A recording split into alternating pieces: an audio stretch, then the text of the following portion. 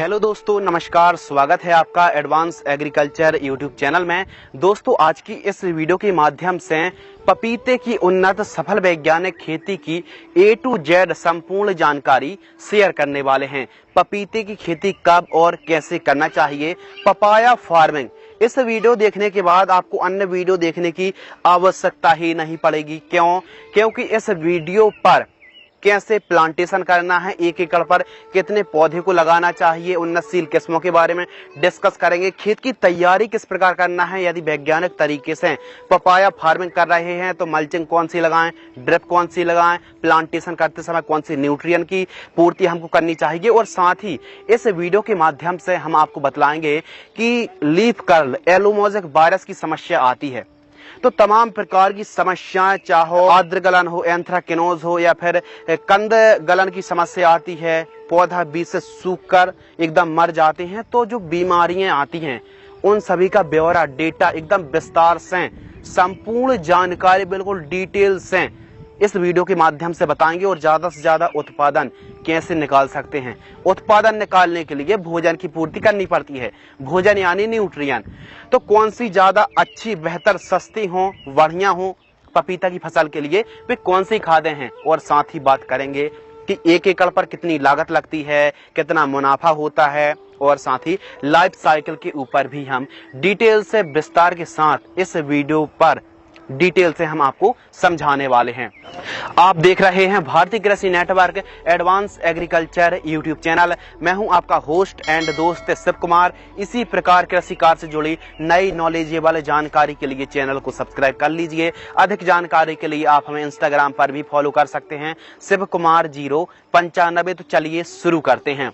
Papaya farming यानी पपीते की उन्नत खेती। सबसे पहले बात करते हैं अनुकूल समय यानी सूटेबल टाइम।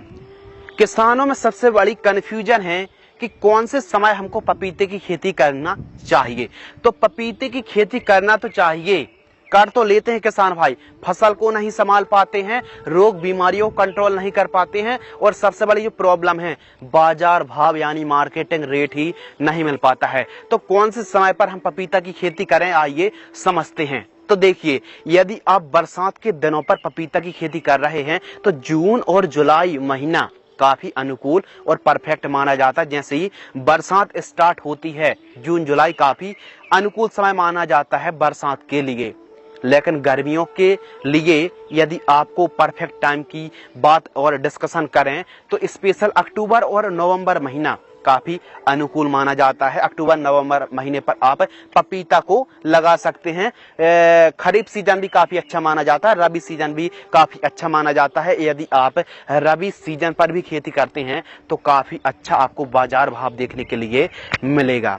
आइए बात करते हैं भूमि यानी उपयुक्त जो सॉइल होती है, कौन सी वो अनुकूल भूमि है जहां पर सबसे ज्यादा आप प्रोडक्शन पपीते की क्रॉप से निकाल सकते हैं। तो पपीते की खेती तो प्राय आप सभी प्रकार की सॉइल पर कर सकते हैं, लेकिन ज्यादा उत्पादन निकालने के लिए काली मिट्टी है, काली दोमट है, चिकनी दोमट है, बालू दोमट भी काफी अच्छी मानी जाती है। ज्यादा ब्लैक डार्क सॉइल है तो भी काफी अच्छा उत्पादन आप निकाल सकते हैं।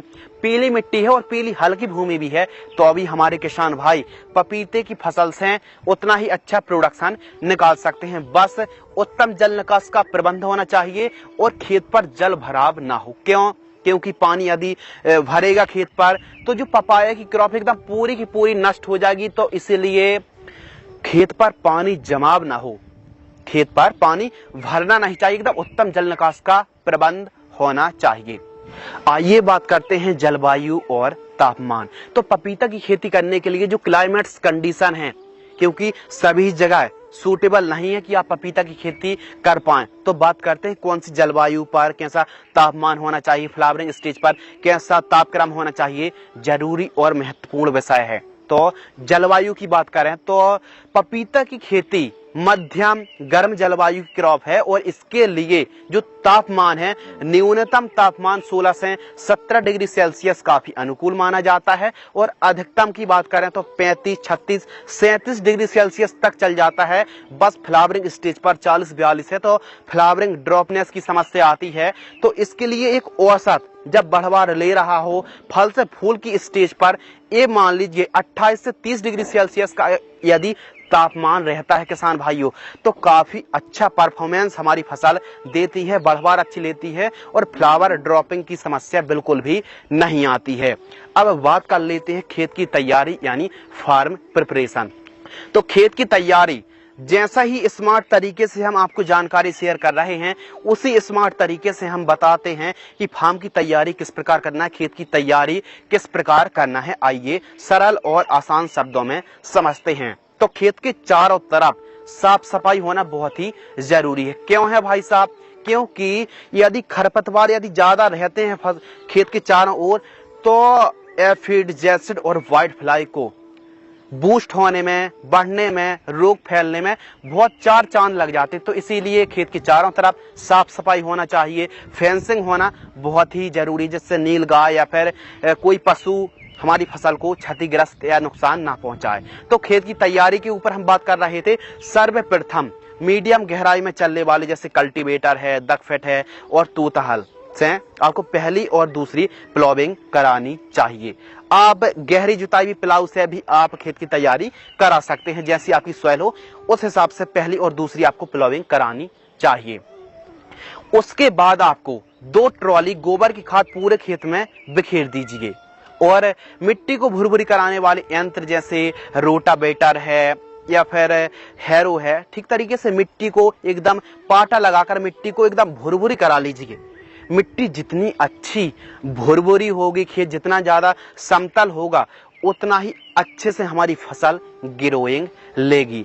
तो जो मृदा की पीएच वैल्यू है वो 5 से 7 के मध्य यदि रहती है सॉइल की पीएच वैल्यू, तो काफी अनुकूल और काफी पॉजिटिव रिजल्ट प्राप्त होते हैं। लेकिन भाई साहब खारा पानी है, जो सॉइल है अधिक एल्कलाइन है, तो इसके लिए आप जिप्सम का प्रयोग कर सकते हैं। अब जिप्सम में हाई सल्फर होती है, अधिक मात्रा पर सल्फर होती है, सस्ता होता है जिप्सम। तो 1 एकड़ पर खेत की तैयारी करते समय 50 किलोग्राम जिप्सम का आप प्रयोग कर सकते हैं। तो इस प्रकार आपको खेत की तैयारी कराना चाहिए। मिट्टी को भुरभुरी कराने वाले यंत्र से एकदम रोटावेटर से पाटा लगाकर खेत को एकदम समतल करा लीजिए। आइए बात करते हैं प्रति एकड़ सीड्स रिक्वायरमेंट। तो 1 एकड़ पर यदि हम पपीते को लगाते हैं तो कितने सीड्स की आवश्यकता पड़ेगी, काफी महत्वपूर्ण विषय है। तो 1 एकड़ पर यदि आप पपीते को लगाते हैं तो ये मान लीजिए 30 ग्राम के आसपास सीड्स की आवश्यकता पड़ती है।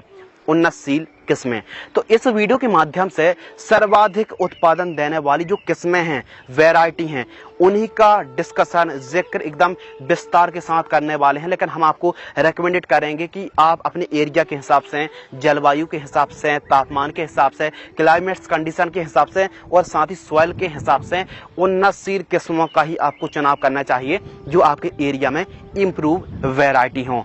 तो यह जो वैरायटी बता रहे हैं ये भी वर्ल्ड वाइड काफी अच्छा प्रोडक्शन देने वाली किस्में हैं। जैसे ताइवान रेड लेडी 786 वैरायटी आती है, ये भी काफी अच्छी है। ग्रीन वेरी है, आइस वेरी है। इसके अलावा VNR की शबनम के नाम से आती है। इसके अलावा आउस की इको वेल के नाम से आती है। इसके अलावा VNR की एक और वैरायटी आती है विनायक के नाम से। इन वैरायटी का सिलेक्शन आप कर सकते हैं और भी इनसे ज्यादा उत्पादन देने वाली वैरायटी को यदि आपने लगा रखा है, उत्पादन अच्छा निकाला है, तो कमेंट सेक्शन में जरूर बताइएगा। पर एकड़ प्लांट्स एंड डिस्टेंस, तो 1 एकड़ पर कितने पौधे को हमको लगाना चाहिए, किसान भाई कितने डिस्टेंस पर लगाते हैं, कितने पौधों की आवश्यकता पड़ेगी, डिस्टेंस हमको पौधे से पौधे, लान से लान का कितना रखें, यह जानना आपके लिए आवश्यक है यदि आप पपीते की खेती कर रहे हैं या फिर करने जा रहे हैं। तो पपीते की खेती तो जो पौधा है रिक्वायरमेंट है वो डिस्टेंस के आधार पर निर्भर करती है। तो पौधे से पौधे की दूरी कितनी रखें, यदि आप 6x7 पर लगाते हैं तो ये मान लीजिए लगभग 1050 पौधे की आवश्यकता पड़ेगी। और यदि आप 6x5 पर प्लांट्स लगाते हैं तो ये मान लीजिए लगभग 1450 पौधे 1 एकड़ पर लग जाएंगे। और यदि आप 6x6 पर प्लांट्स को लगाते हैं तो लगभग 1200 पौधे की आवश्यकता पड़ने वाली है। तो हमारे किसान भाइयों को हमने 3 डिस्टेंस बताए। अब किसानों में कंफ्यूजन है कि हम लगाएं कितने में जिससे उत्पादन अच्छा प्राप्त हो, ज्यादा डेंसिटी भी ना हो, हाई डेंसिटी भी ना हो, एकदम स्पेस कम पास में भी ना हो, दूर में भी ना हो, और इंटरक्रॉपिंग कौन सी ले सकते हैं इसके बारे में भी हम डिस्कशन आगे वीडियो पर तो करने ही वाले हैं। तो आपको हम जानकारी बतलाते हैं कि जो हमने 3 डिस्टेंस बताए सबसे बेस्ट वाला कौन सा है, कितने पौधे 1 एकड़ पर लगाएं। तो ध्यान से सुनिए, पौधे से पौधे की आपको जो दूरी रखनी है वो आपको रखनी है 6 फीट, और आपको लाइन से लाइन की दूरी आपको रखनी है 7 फीट। यदि आप इस डिस्टेंस पर 1 एकड़ पर यदि आप पपीते की खेती करते हैं तो 1050 पौधे के आसपास आपको 1 एकड़ पर प्लांट्स की आवश्यकता पड़ने वाली है। अब आप घर पर भी नर्सरी तैयार कर सकते हैं, प्लास्टिक प्रो ट्रे पर एकदम नारियल खाद कोकोपीट खाद में भी एक बीजों की बुआई करके 25-30 दिनों में नर्सरी तैयार हो जाती है। या फिर आप नजदीकी नर्सरी से जो ट्रस्टेबल नर्सरी हो बागवानी की, जहां से आप पपीते को भी खरीद सकते हैं। तो 10-12 रुपए 15 रुपए के आसपास प्रति पौधे की कीमत देखने के लिए मिलती है। यदि आप किसी अच्छी ट्रस्टेबल डीलर से या फिर व्यापारी से संपर्क करते हैं या फिर नर्सरी से रेड लेडी, जो ताइवानी रेड लेडी 786 वैरायटी आती है, इसके पौधे को यदि आप खरीदते हैं तो ये मान लीजिए लगभग 15-16 रुपए के आसपास पौधे की जो लागत आती है। तो इस प्रकार आपको 1 एकड़ पर 1050 पौधे लगाने चाहिए। 6x7 जो आपको हमने दूरी बताई है ये काफी अनुकूल, परफेक्ट और सूटेबल है।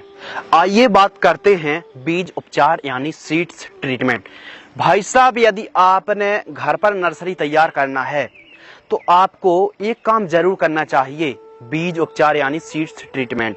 आपने अक्सर देखा होगा किसान पौधे को तो लगा देते हैं, पौधे सूख जाते हैं, पौधे पर जड़ संबंधित रोग आ जाते हैं, पौधे पर तमाम प्रकार की कंद गलन, जड़ गलन की समस्या आने लगती है, जर्मिनेशन।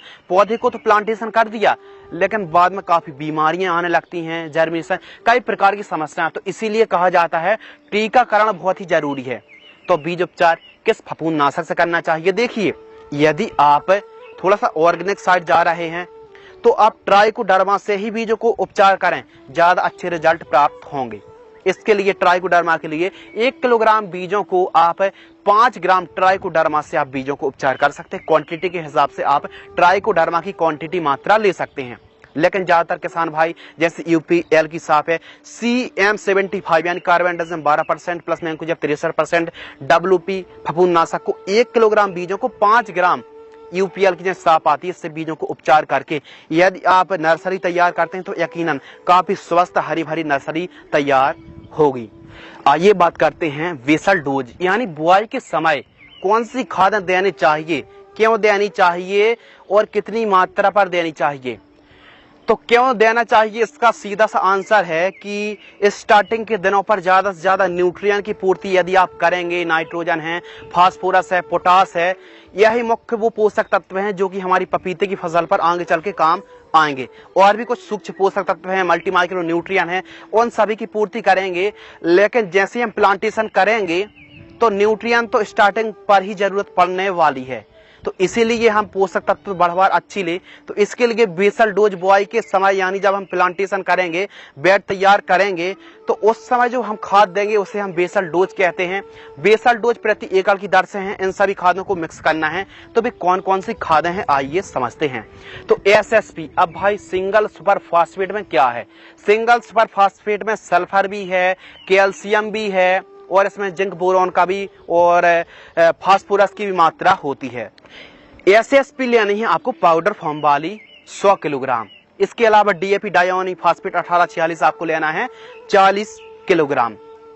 इसके अलावा MOP म्यूरेट और पोटास आपको लेनी है 30 किलोग्राम। और दीमक की भी समस्या देखने के लिए मिलती है तो आप 5 किलोग्राम रिजेंट जीआर दानेदार इंसेक्टिसाइड फिप्रोनिल या फिर कार्बोफ्यूरान या फिर क्लोरपाइरिफास को भी आप ले सकते हैं, फर्टेरा को भी आप ले सकते हैं। दीमक की रोकथाम या फिर व्हाइट ग्राफ भी आता है तो उसकी काफी अच्छे से आप कंट्रोल कर पाएंगे। दानेदार इंसेक्टिसाइड आपको जरूर लेनी चाहिए 5 किलोग्राम। और इनके साथ हमने कहा था खेत की तैयारी करते समय 2 ट्रॉली गोबरी खाद ले लीजिए। यदि आप परंपरागत तरीके से कर रहे हैं तब आप 2 ट्रॉली उस हिसाब से पूरे खेत में ब्रॉडकास्ट कर दीजिए, नहीं तो आपको यहां पर गोबर की खाद प्रयोग करना है वेट के ऊपर। तो आपको गोबर की खाद लेनी है 2 से 3 ट्रॉली, 2 से 3 ट्रॉली गोबर खाद, एसएसपी, डीएपी, एमओपी, दानेदार इंसेक्टिसाइड, इन सभी को मिक्स कर लेना। एकदम मिश्रण तैयार ठीक तरीके से मिक्स कर लेना है। पहले गोबर खाद और बाकी जो आपने रासायनिक खादों का मिश्रण तैयार किया है इनको आप प्रयोग कर लीजिए। इन सभी को मिक्स करके वेट के ऊपर दे करके एकदम वेट को आप बेड मेकर या फिर बेड राइजर से तैयार कर सकते हैं, जो कि आप इस वीडियो के माध्यम से देख रहे हैं। तो आप चाहें तो जैसे रासायनिक आपने प्रयोग नहीं करना है तो इसके लिए आप गोबरी खाद, नीम खली का आप प्रयोग कर सकते हैं, सरसों की खली का भी आप प्रयोग कर सकते हैं। तो काफी अच्छे आपको रिजल्ट परिणाम प्राप्त होंगे। वर्मी कंपोस्ट का भी आप प्रयोग कर सकते हैं यदि आप ऑर्गेनिक की साइड जा रहे हैं, ऑर्गेनिक तरीके से पपाया की फार्मिंग करते हैं। तो इस प्रकार आपको बेसल डोज के रूप में खादों का प्रयोग करना चाहिए। अब बात करते हैं वेट तैयार। तो भाई साहब वेट किस प्रकार तैयार करना है, कितनी दूरी पर करना है, आइए सरल और आसान शब्दों में समझते हैं। देखिए वीडियो लंबी हो सकती है लेकिन जो जानकारी है काफी ज्ञानवर्धक जानकारी का एकदम पूरा वीडियो का पैकेज होने वाला है। तो वीडियो पर बने रहिए क्योंकि अभी तो आगे बीमारी आएंगी, उनको कैसे हम कंट्रोल करेंगे, संपूर्ण जानकारी एकदम सरल और आसान शब्दों में यदि आपको कहीं मिल सकती है तो यही चैनल है। इसीलिए चैनल को भी सब्सक्राइब कर लीजिए। तो हम अपने मुद्दे पर आते हैं। सब्सक्राइब की तो बाद में होगी, वीडियो को लाइक भी कर दीजिए। हम आते हैं अपने टॉपिक पर। हम बात कर रहे थे वेट तैयार। तो बेड तैयार बेड मेकर या फिर बेड राइजर से आप करा सकते हैं। आपको बेड की जो चौड़ाई रखनी है वो आपको रखनी है 2.5 फीट। जी हाँ, 2.5 फीट आपको बेड की चौड़ाई रखनी है। और वेट से वेट की जो आपको दूरी रखनी है वो आपको रखनी है 7 फीट। जी हाँ, एक वेट से दूसरी वेट की दूरी आपको 7 फीट रखनी है। अब बोलोगे कि आप 7 फीट बता रहे, इतनी ज्यादा क्यों? कहीं पर तो 6 रहती है, कहीं पर 5। तो देखिए दोनों वेट के बीच में आसानी से ट्रैक्टर भी चल जाए, आप फसलों को भी इंटरक्रॉपिंग भी ले सकें, इसीलिए इतना डिस्टेंस हम रख रहे हैं। और अच्छी बढ़वार और उपज भी देखने के लिए मिलती है। यह जो डिस्टेंस 6x7। वेट की चौड़ाई आपको 3 फीट रखनी है, वेट से वेट की दूरी आपको 7 फीट रखनी है और वेट की ऊंचाई आपको तकरीबन 1 फीट रखनी चाहिए। इस प्रकार आप बेड मेकर या फिर बेड राइजर से बेड को एकदम प्रिपरेशन करा सकते हैं, तैयार करा सकते हैं। आइए बात करते हैं ड्रिप इरिगेशन। तो देखिए पपीते की जो फसल है इसमें टपक सिंचाई से कई फायदे होंगे। एक तो सिंचाई करने में आसानी होगी और पपीते की फसल को ज्यादा सिंचाई करेंगे तो भी नुकसानदायक है और कम सिंचाई करेंगे तो भी अच्छी ईल्ड प्राप्त नहीं होगी। तो वाटर मैनेजमेंट को तो आपको सुधार के रखना ही है। तो इसके लिए ही हम बात कर रहे हैं टपक सिंचाई। सिंचाई की भी अलग अलग विधियां हैं। क्यारी विधि से भी आप पपीते की खेती कर सकते हैं, स्प्रिंकलर से भी कुछ किसान भाई करते हैं लेकिन उतना अच्छी ईल्ड नहीं प्राप्त होती है। रेन पाइप से भी लगाते हैं। तो इसके लिए सबसे बेटर जो ऑप्शन है, 2 ही ऑप्शन है, या तो आप ओपन फील्ड फार्मिंग करते हैं, नाली बनाकर भी आप सिंचाई कर सकते हैं, या फिर आप ड्रिप को लगाइए, जो कि हम आपको रेकमेंडेड करेंगे टपक सिंचाई। तो जो टपक सिंचाई है, देखिए पपीता की क्रॉप एक बागवानी फसल है भाई साहब। तो इसके लिए वेजिटेबल में तो हम 16 mm लगाते हैं, इसके लिए आप 16 mm भी लगा सकते हैं। यदि आप बड़े लेवल पर पपीता की खेती कर रहे हैं तो हम आपको रेकमेंडेड करेंगे कि आप 16 mm इन लाइन ड्रिप को लगा सकते हैं। बाकी आप 16 mm भी अच्छी है और 20 mm, बस 20 mm में थोड़ा सा जल्दी सिंचाई हो जाएगी, 16 mm इन लाइन में थोड़ा सा रुक रुक कर सिंचाई होती है। तो इस प्रकार आप अपने हिसाब से ड्रिप का सिलेक्शन कर सकते हैं। हमारे हिसाब से 20 से जो mm की ड्रिप है काफी अच्छी मानी जाती है। ज्यादा बड़े लेवल पर पपीते की खेती कर रहे हैं तो थोड़ा सा मिट्टी की जांच करवा कर ही आप खाद का शेड्यूल चलाइए। हम आपको जो खाद का शेड्यूल बता रहे हैं एकदम ट्रेडिशनल है। थोड़ा सा एक हिंट आपको मिल जाएगी कि पपीता की खेती पर कौन कौन सी खादों, यही वो खाद है जो चलती है। बाकी आप बड़े लेवल पर खेती कर रहे हैं तो हम आपको रेकमेंडेड करेंगे कि आप मिट्टी की जांच जरूर करा लीजिए, ताकि आपको पता चल सके कि हमारी मिट्टी पर कौन से पोषक तत्व हैं, कौन सी पोषक तत्वों की डिफिशियंसी है। तो इस प्रकार आपको ड्रिप का सिलेक्शन करना चाहिए, टपक सिंचाई को लगाना चाहिए। इस प्रकार आपको 20 mm ड्रिप इरिगेशन को लगा सकते हैं। आइए बात करते हैं प्लांटेशन। तो पपीते की जो भाई साहब फसल है, इसका रोपण किस प्रकार करना है, पौधे की प्लांटेशन किस प्रकार करना है। एक तो विधि आपको बतला दी कि वेड विधि से आप प्लांटेशन कर दीजिए, आपको पौधे से पौधे की दूरी 6 फीट रखना है। लेकिन आप एक तरीका और है जो प्लांटेशन करने का शानदार तरीका है, जो हमने आपको बताया था कि बेसल डोज, ठीक तरीके से बेसल डोज को एकदम तैयार कर लीजिए, मिक्स कर लीजिए और आपको गड्ढा खोदना है 1 बाय 1 फीट गहरा और 1 फीट चौड़ा, और उस पर आपको गोबर की खाद और 100 ग्राम जो हमने मिक्सचर आपको बतलाया मिक्सचर, उसको 100 ग्राम एक पौधे पर ठीक तरीके से गड्ढे खोदना और 15 दिन तक, लगभग 15 दिन के आसपास 15-16 दिन तक एकदम खाली छोड़ देना है, जिससे ठीक तरीके से धूप लग जाए, जो भी फंगस बैक्टीरिया है वो खत्म हो जाए। तो इस प्रकार आपको एक काम करना है कि आपको 15 दिनों के लिए गड्ढे को खाली छोड़ देना है, फिर गोबर की खाद भरना है और फिर जो हमने रासायनिक खाद बताए हैं, नीम खली, सरसों की खली का भी आप प्रयोग कर सकते हैं। तो इनको आप ठीक तरीके से मिक्स करके मिट्टी को भर करके एक एक पौधे की आपको प्लांटेशन करना चाहिए। पौधे से पौधे की जो दूरी हमने आपको बतलाई 6 फीट काफी उन्नत और काफी सूटेबल डिस्टेंस है। तो इस प्रकार आप प्लांटेशन कर सकते हैं और प्लांटेशन के तुरंत बाद आपको सिंचाई करना, चाहो ड्रिप से चाहो नाली विधि से आप सिंचाई को जरूर करिए। इससे फायदा क्या होगा, इससे फायदा होगा कि जड़ें जल्दी से जल्दी जड़ें पकड़ लेंगी। जो भी आप नर्सरी कहीं से भी खरीद के ला रहे, ट्रस्टेबल हो, एकदम वेरीफाइड पर्सन हो, ऐसे पर्सन से ही आपको नर्सरी को पौधे को खरीदना है। एक एक पौधे को आपको प्लांटेशन करके तुरंत आपको सिंचाई करनी चाहिए। आइए बात करते हैं सिंचाई। तो सिंचाई को हम टारगेट क्यों कर रहे हैं, पपीते की फसल पर ज्यादा सिंचाई करने से भी समस्या आती है, कम सिंचाई से भी। बहुत ज्यादा सिंचाई करेंगे तो नेमेटोड्स, और कम सिंचाई करेंगे तो नेमेटोड्स की भी समस्या आती है। तो सिंचाई किस प्रकार करना है वीडियो में बतलाएंगे आपको कि नेमेटोड को आप कैसे रोक सकते हैं पपीते की फसल पर। तो आइए समझते हैं कि सिंचाई किस प्रकार करना है। यदि आप ड्रिप से खेती कर रहे हैं पपीते की, तो ये समझ लीजिए लगभग आप 3-4 दिनों के अंतराल पर 2 घंटे, 2 से 2.5 घंटे भी सिंचाई करेंगे तो भी आसानी से वाटर मैनेजमेंट को सुधार के रख पाएंगे। यदि आप फ्लैट इरिगेशन से ओपन फील्ड फार्मिंग कर रहे हैं तो 7-8 दिनों के अंतराल पर भी, 10 दिनों के अंतराल पर भी यदि आप सिंचाई करते हैं तो अभी वाटर मैनेजमेंट को आपको सुधार के रख पाएंगे। डिपेंड सिंचाई पर करती है सॉइल यानी मिट्टी। यदि हल्की भूमि है तो थोड़ा जल्दी, भारी भूमि है, काली दोमट है, चिकनी दोमट है, तो थोड़ा सा रुक कर भी सिंचाई आप कर सकते हैं। तो हम बात कर रहे थे ज्यादा सिंचाई करने से तो फसल तो बिगड़ती ही है, इसीलिए आवश्यकता अनुसार आपको सिंचाई करनी है।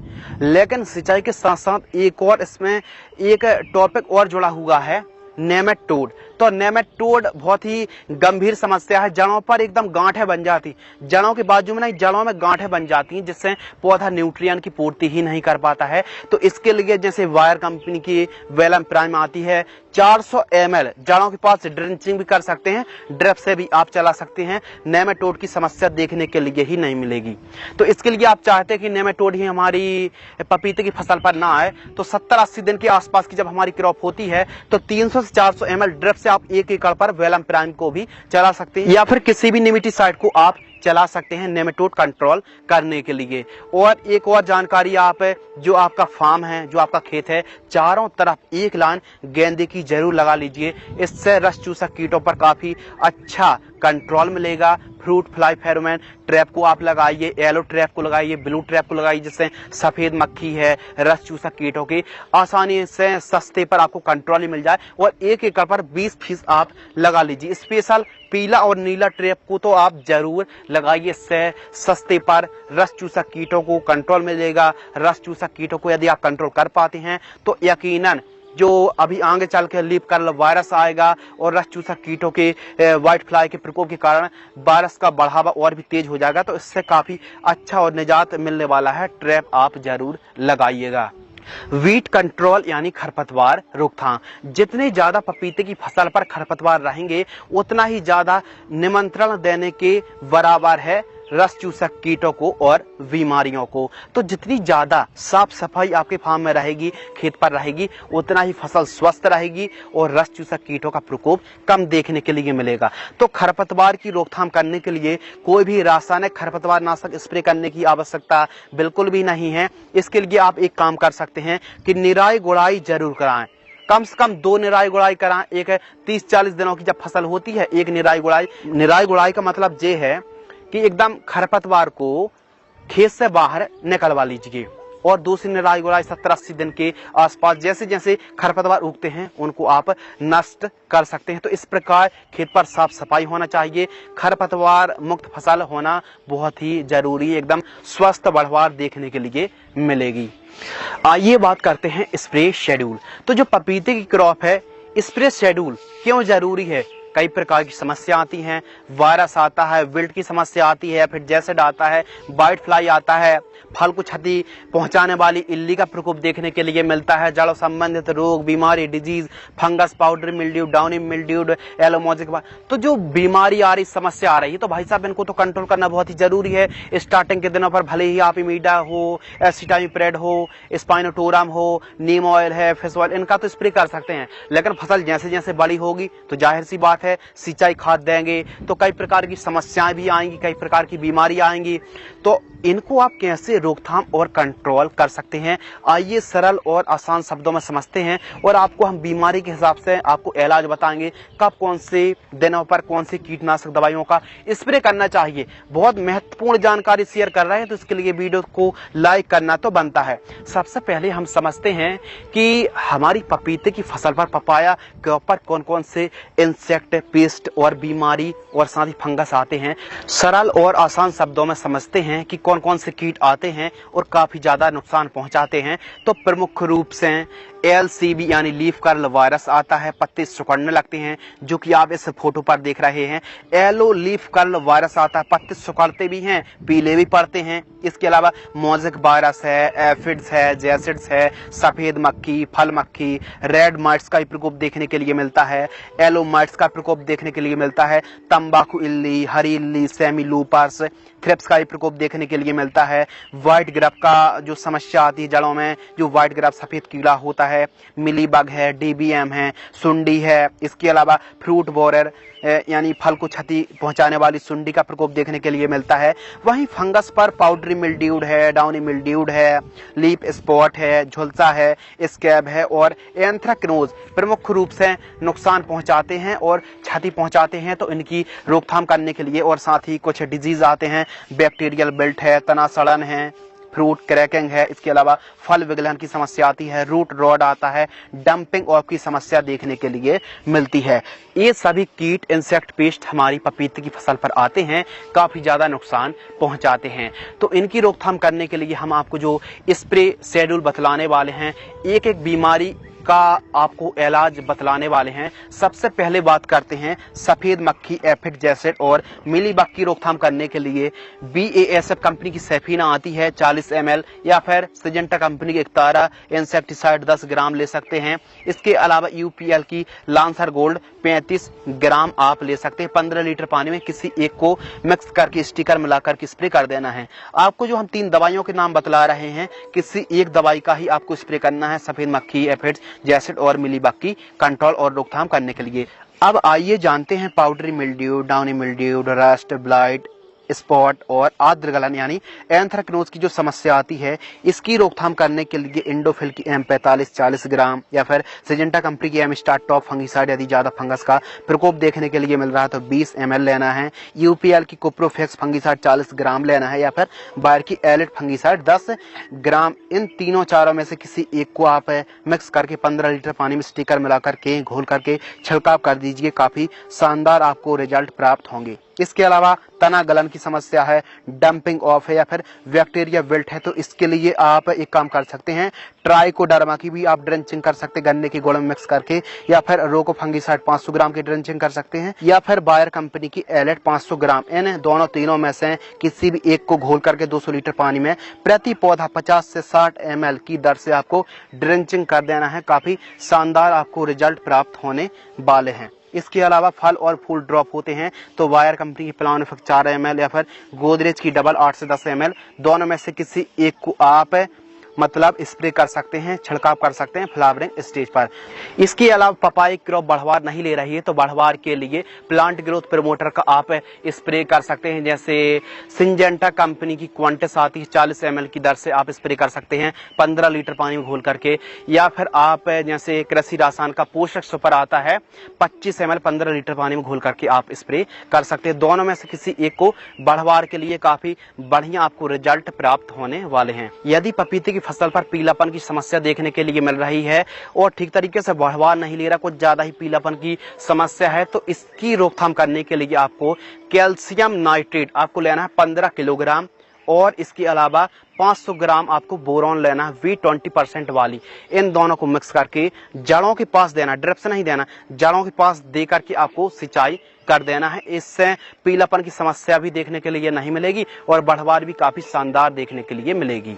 पपीते की फसल पर अधिक फल लाने के लिए आप पेक्लोबुटराजोल का भी आप स्वेल एप्लीकेशन से प्रयोग कर सकते हैं, जैसे सिंजेंटा कंपनी की कल्टार आती है पेक्लोबुटराजोल 23% SC प्लांट ग्रोथ रेगुलेटर आती है 70 से 80 ml 200 लीटर पानी में घोल करके आपको ड्रेंचिंग कर देना। कब? फूल आने के बाद, फल फूल आने के लगभग ये समझ लीजिए फूल आने के बाद जब फ्रूटिंग स्टेज पर पपीता की फसल होती है तो जैसे कल्टार है पेक्लोबुटराजोल का आप ड्रेंचिंग के माध्यम सॉइल एप्लीकेशन से प्रयोग कर सकते हैं।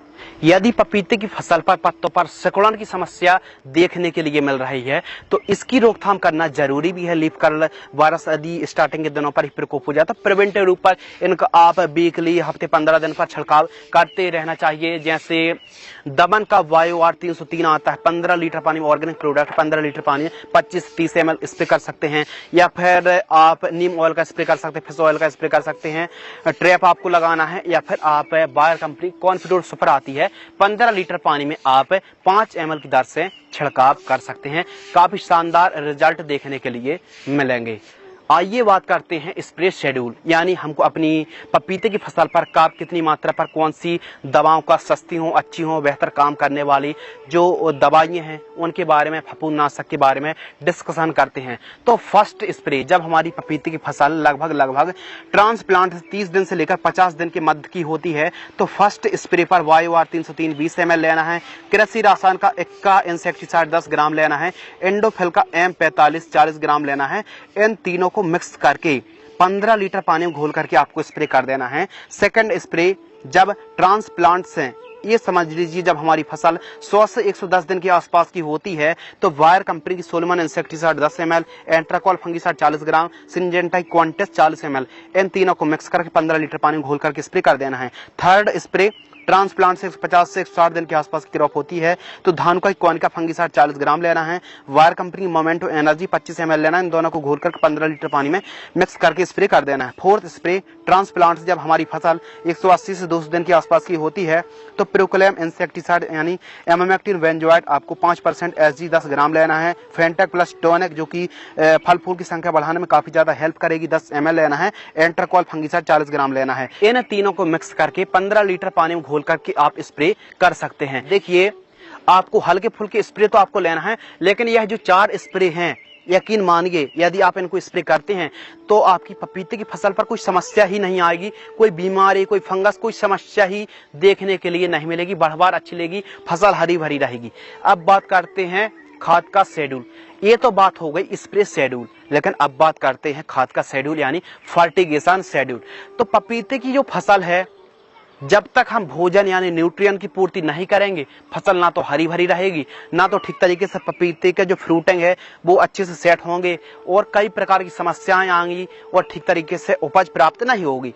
तो इसके लिए खाद शेड्यूल चलाना बहुत ही जरूरी है, आवश्यक है और अनिवार्य भी है। तो दोस्तों हम आपको जानकारी शेयर करते हैं खाद का जो शेड्यूल है 2 प्रकार से शेयर करेंगे। जो किसान भाई साधारण तरीके से खेती कर रहे हैं तो इन खादों को मिक्स करके जड़ों के पास दे करके आपको सिंचाई करना चाहिए। तो फर्स्ट खाद 40 से 60 दिन के आसपास की जब हमारी क्रॉप होती है तो 45 किलोग्राम, 35 से 45 किलोग्राम, हम तो कहते हैं 35 किलोग्राम आपको यूरिया उर्वरक खाद लेना है और इफ्को कंपनी की सागरी का सीवीड एक्सट्रैक्ट 8 से 10 किलोग्राम लेना है और किसी अच्छी कंपनी का सूक्ष्म पोषक तत्व युक्त खाद आपको लेना है 5 किलोग्राम। इन तीनों को मिक्स करना है, जड़ों के पास देकर के आपको सिंचाई कर देना। शानदार बेहतरीन आपको रिजल्ट प्राप्त होने वाले हैं।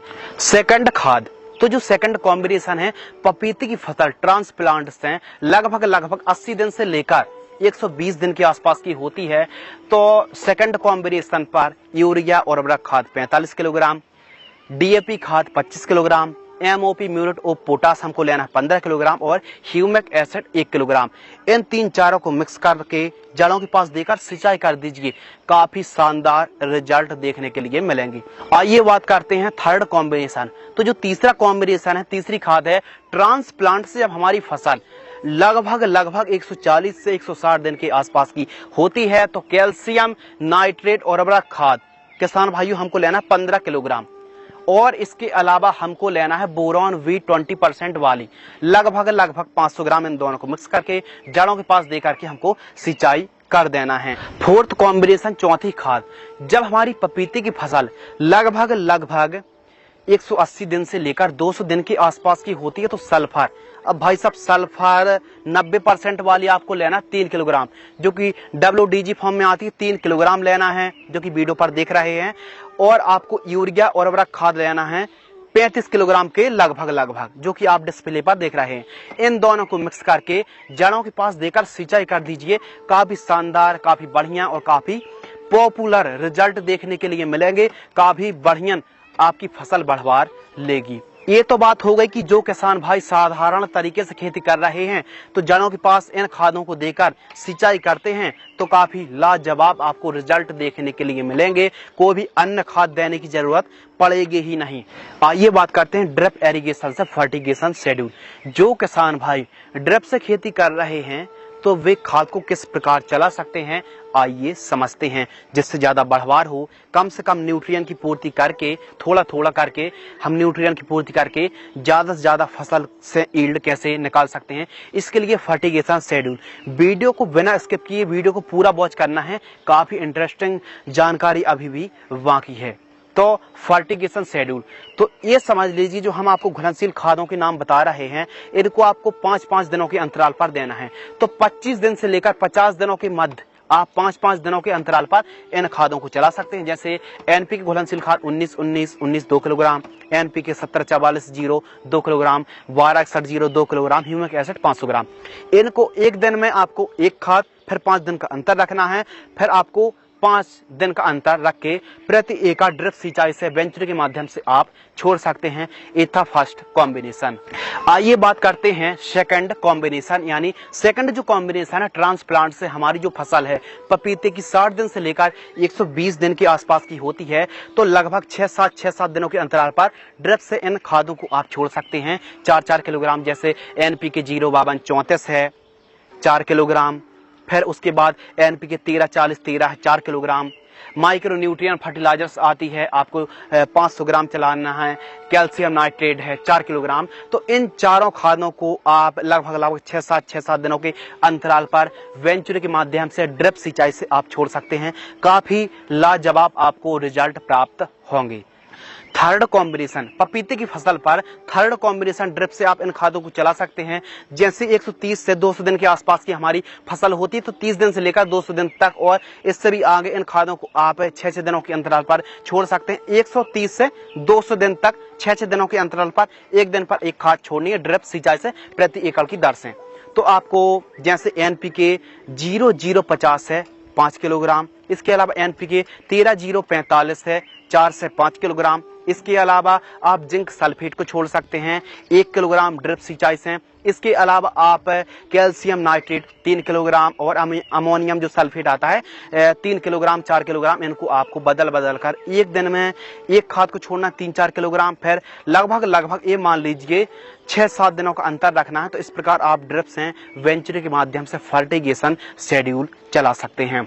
पपीते की लाइफ साइकिल यानी जीवन चक्र, तो एक बार प्लांटेशन करने के बाद कितने सीजन तक हमको हार्वेस्टिंग मिलती है, कितने दिन में हमको फर्स्ट हार्वेस्टिंग के लिए क्रॉप तैयार हो जाती है, तो वीडियो पर बने रहिए। पपीते की जो लाइफ साइकिल है ये मान लीजिए एक बार प्लांटेशन करने के बाद 2.5-3 साल बड़े ही आसानी से चल जाती है। और जैसे ही मान लो आपने प्लांटेशन कर दिया तो 6.5-7 महीने बाद हार्वेस्टिंग के लिए एकदम क्रॉप तैयार भी हो जाएगी। तो इस प्रकार 2-3 साल फसल में जो पौधा होता है उसमें फल देखने के लिए मिलते हैं। तो इस प्रकार ये मान लीजिए 3 साल तक हमारी फसल चलती है और 6-7 महीने पर फर्स्ट हार्वेस्टिंग के लिए एकदम क्रॉप तैयार हो जाती है। बात करते हैं बाजार भाव। तो बाजार भाव भाई साहब मार्केटिंग रेट थोड़ा सा मार्केट पर फ्लेक्सिबल रहता है, डिपेंड करता है, कहीं काफी अच्छा भी रेट मिल जाता है। एक एवरेज अगर देखा जाए जो किसानों को रेट मिलता है हम उसकी बात कर रहे हैं, ना कि फुटकर रेट की हम बात नहीं कर रहे हैं, थोक रेट की बात कर रहे हैं। तो 8 रुपए किलोग्राम से लेकर 15 रुपए केजी तक का हमको रेट देखने के लिए मिल जाता है।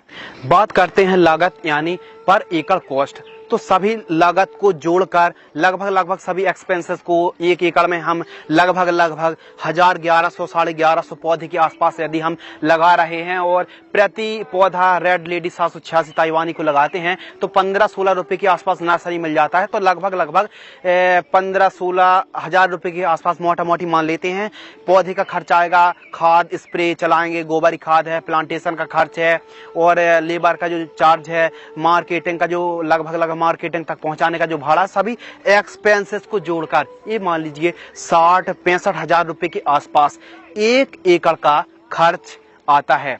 आइए बात करते हैं उत्पादन यानी प्रोडक्शन। तो जो उत्पादन है थोड़ा सा यदि हम न्यूट्रिएंट की ठीक तरीके से पूर्ति करते हैं, आवश्यकता अनुसार हम सिंचाई करते हैं और प्रॉपर फसल की देखभाल करते हैं, रोग मुक्त कीट मुक्त यदि बनाए रखते हैं तो यकीनन एक पौधे से 1 एकड़ में हम 1100 के आसपास पौधे लगा रहे हैं। और रेड लेडी ताइवानी 786 लगभग 50 से 55 किलोग्राम एक पौधे से फल की प्राप्ति होती है। लेकिन हम एक एवरेज ही मान लेते हैं कि एक पौधे से 30 किलोग्राम भी यदि हमको लगभग फल की प्राप्ति होती है, 30 किलोग्राम प्रति पौधा, यदि हम 30 किलोग्राम का ही एक एवरेज मानते हैं और 1 एकड़ पर 1100 पौधे लगते हैं, 1000 पौधे का ही कैलकुलेशन निकालते हैं तो 30,000 किलोग्राम हमसे 1 एकड़ से प्राप्ति होगी, उपज निकलती है। यानी मान लीजिए 30 टन के आसपास 300 क्विंटल 1 एकड़ से ईल्ड उपज निकलेगी। अब बात कर लेते हैं मुनाफा। तो भाई साहब मुनाफा डिपेंड करता है बाजार भाव पर और उत्पादन पर। तो देखिए हम तो कह रहे हैं कि एक पौधे पर लगभग 30 किलोग्राम उत्पादन निकलता है, लेकिन ज्यादा निकलता है, 40-45 किलोग्राम एक पौधे से फल की प्राप्ति होती है। तो जो हम उत्पादन मान रहे हैं 30 टन यानी 300 क्विंटल और बाजार जो भाव है मार्केटिंग रेट वो मान रहे 10 रुपए केजी। तो 10 रुपए केजी यानी लगभग 10 × 100 मान लीजिए 1000 रुपए क्विंटल का ही हमको रेट मिल जाता है। 30 टन 300 क्विंटल का ही हम एक एवरेज उत्पादन मानते हैं। तो ये मान लीजिए लगभग 1000 × 300 क्विंटल भी करते हैं तो 3 लाख रुपए हमारी आमदनी हुई, हमारा मुनाफा हुआ। अब जो हमने मुनाफा बताया 3 लाख रुपए, कुछ ज्यादा ही इंटरनेट पर बढ़ा चढ़ाकर बताते हैं कि 1 एकड़ से आप 10 लाख कमाइए, 5 लाख कमाइए। तो जो एक्चुअली पर जो हम आपको कैलकुलेशन बता रहे हैं ये मान लीजिए 3 लाख रुपए में से जो हमारा मुनाफा होगा माइनस कर देते हैं लागत को 65,000 रुपए, तो 2,35,000 रुपए के आसपास हमारी नेट प्रॉफिट शुद्ध जो आमदनी हुई। यानी नेट प्रॉफिट 1 एकड़ से हमारे किसान भाई यदि पपीते की खेती करते हैं तो यकीनन एक बात मान लीजिए कि 2,35,000 रुपए के आसपास 1 एकड़ से कमाई कर सकते हैं। ये तो सीधा आपको मानना ही पड़ेगा कि पपीते की खेती एक सीजन से आप 2,20,000 रुपए के आसपास 1 एकड़ से आप कमाई कर सकते हैं। यदि कम से कम हमने उपज को लिया है कि 30 किलोग्राम प्रति पौधा निकलता है तब 30 टन का ही हमने कैलकुलेशन निकाला 300 क्विंटल का, जबकि इससे ज्यादा ही हमको उत्पादन देखने के लिए मिलता है। रेट भी बढ़ जाता है, तो रेट बढ़ेगा उत्पादन बढ़ेगी तो यकीन जाहिर सी बात है कि जो आमदनी है मुनाफा वो भी बढ़ जाएगा। तो इस प्रकार यदि हमारे किसान भाई 2-5 एकड़ पर पपीते की खेती करते हैं तो काफी अच्छा मोटा मुनाफा पपीते की खेती से कमाई कर सकते हैं। उम्मीद करते हैं दोस्तों इस वीडियो से आपको कुछ नया नॉलेजेबल इंटरेस्टिंग ज्ञानवर्धक जानकारी सीखने के लिए जरूर मिली होगी। थोड़ा सा वीडियो लंबी जरूर हो गई लेकिन डिटेल से संपूर्ण जानकारी हमने आपके साथ शेयर की। इस वीडियो से यदि आपको कुछ नया, नॉलेजेबल, इंटरेस्टिंग सीखने के लिए मिलता है तो वीडियो को लाइक करें, चैनल को सब्सक्राइब करें। अधिक जानकारी के लिए चैनल को भी सब्सक्राइब कर लीजिए। इंस्टाग्राम पर आप हमें फॉलो कर लीजिए शिवकुमार 095। तो मिलते हैं इसी प्रकार कृषि कार्य से नई नॉलेजेबल महत्वपूर्ण जानकारी के साथ। तब तक के लिए धन्यवाद, नमस्कार, जय हिंद, वंदे मातरम।